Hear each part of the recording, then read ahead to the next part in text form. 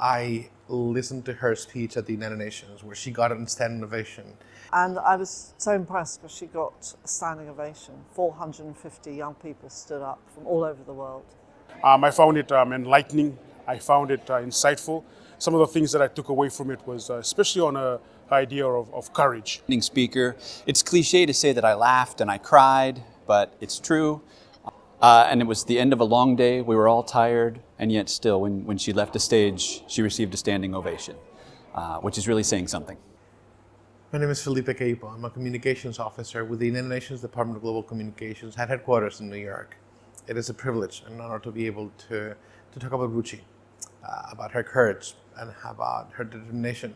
I listened to her speech at the United Nations where she got a standing ovation, and what an inspiring and moving experience.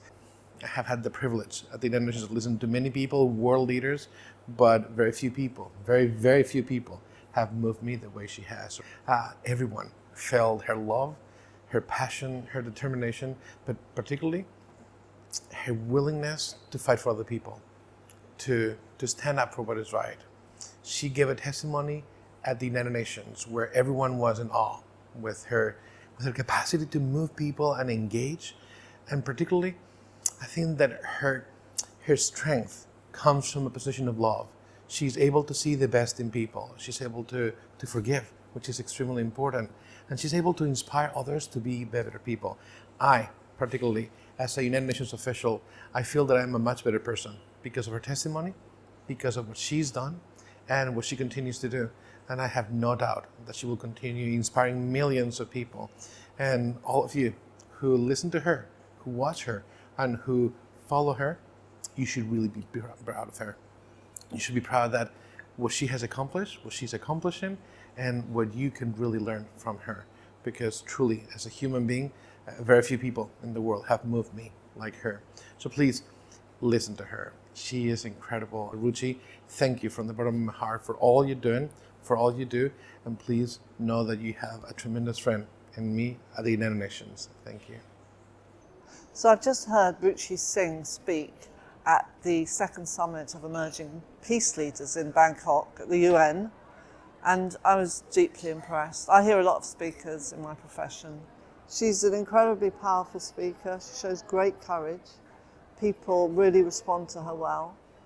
And I was so impressed because she got a standing ovation. 450 young people stood up from all over the world. And I know that they were moved, and I know that they understood more about the dangers and the consequences of domestic violence. She certainly has something, very profound. I thought that she shared her story in a really dynamic way, but also showed her vulnerability.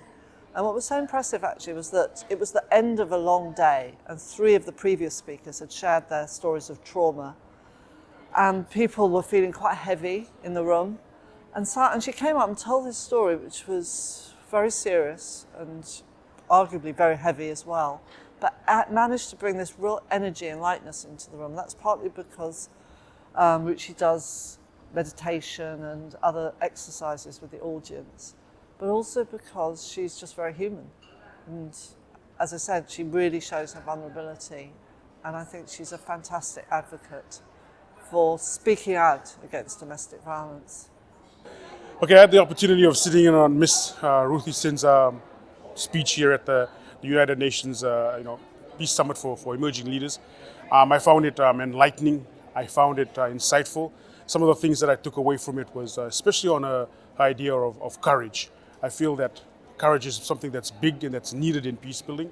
For us as peace building practitioners, as academics, to step out of our comfort zones and to be able to do something that's out of the ordinary. And I think that takes courage. That speaks to us overcoming our fears. And her talk, what she shared with us, actually, especially with the way that you think and how the energy that takes place within your body. I think it's really important to recognize that I must have courage to be able to build peace there in the outer world.